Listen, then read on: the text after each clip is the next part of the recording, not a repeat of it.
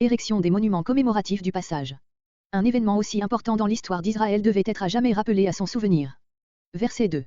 Versets 2 à 3. Développement plus complet de l'ordre de Josué mentionné Josué 3.12. Verset 5. Passer devant l'arche.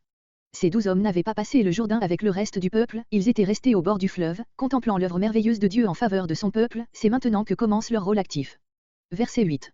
Et les fils d'Israël, par l'intermédiaire de ces 12 hommes, qui avaient été choisis comme représentants des 12 tribus, les déposèrent là, en attendant leur érection, verset 20. Verset 9. À ce monument qui devait être érigé à Gigal, Josué donne comme pendant, tandis que le fleuve est encore à sec, un monument qui l'élève dans le lit même. Celui-ci devait rappeler plutôt le dessèchement du fleuve, celui-là le premier campement dans la terre promise après le passage. Verset 11. Eut achevé de passer. Le passage avait pu s'effectuer sur plusieurs kilomètres de largeur. Verset 12. Devant les fils d'Israël. Ils remplirent fidèlement leurs promesses, se tenant prêts à soutenir le premier choc de l'ennemi. Verset 14. Voir Josué 3.7, note. Verset 16. Les prêtres, qui avaient été les premiers à se mettre en mouvement, furent les derniers à quitter leur place. Verset 19. Le 10e jour, au soir, 4 jours avant Pâques. Verset 20. Exécution de l'ordre verset 5.